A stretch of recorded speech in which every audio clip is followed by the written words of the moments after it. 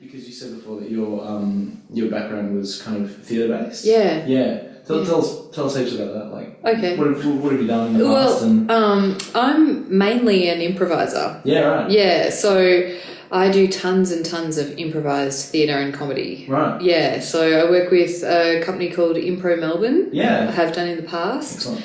And lots of other different companies as well. I perform and teach and travel and tour around the world doing improvisation. The kind of comedy that I like to do is character-based, and that's where my show Death Rides a Horse kind of stands in terms of comedy as well.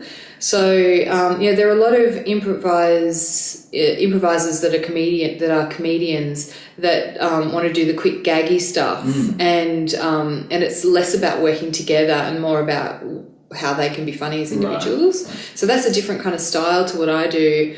I like to work as a group. I like to make others look good. I like to come from a story base and from a character base. So form relationships and see what kind of funny or hilarious moments can come from those relationships. It's my first solo piece. Yep. I've only ever done group work before that. Yeah, right. And I've been acting for 20 years. Okay. Yeah, and improvising for about 15. Yeah. So this is my first solo show, and it's really exciting. I love it. It's exciting. The idea came from all of my improv training, and specifically my training in storytelling and character work.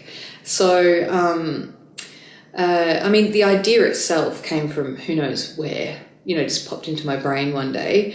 But the skills come from my improv work and my improvised comedy.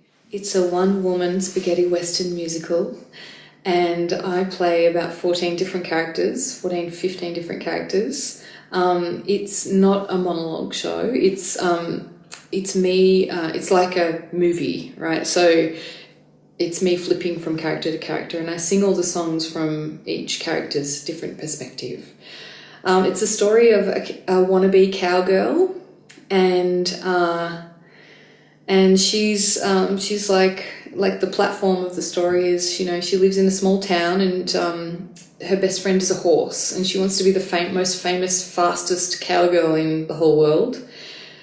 She lives in a whorehouse, though she's not a whore. And the madam is like her mum because she's an orphan.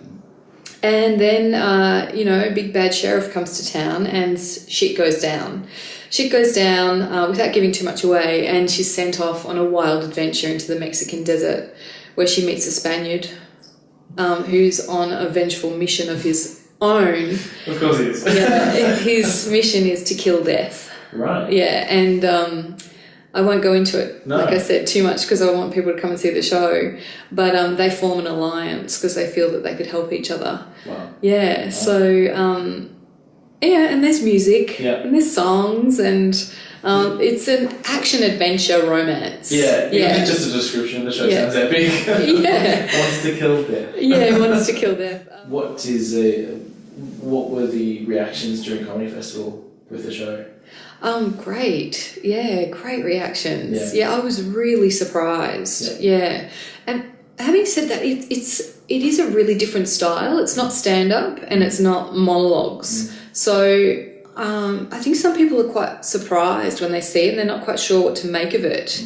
And because it is really story heavy, it's not like a gag a minute. No. The gags come out of the characters' experiences. So it asks people to pay attention the whole time. Like I virtually hijack the audience and say, you better keep up, guys, because I'm not slowing down on this. Because it's an action, it's an action story. So, so I think some people are a bit kind of shocked by it, but delighted. The overall, kind of consensus was delight and surprise. So, yeah. Do you have a sense of what kind of people should come to the show?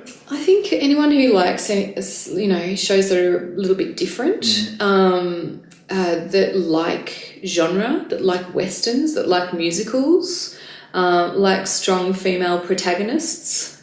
Also, it's a bit naughty in parts, you know, a bit sexy and naughty Yeah. as well. Being able to remount it at Fringe is so exciting for me. Yeah. Yeah, it's at the Loft at the Lithuania Club. Okay. Yeah. So it's right in the heart of it. Yeah, right in the heart of it, yeah. What time's it at? 8 o'clock? 8 o'clock. Yeah. And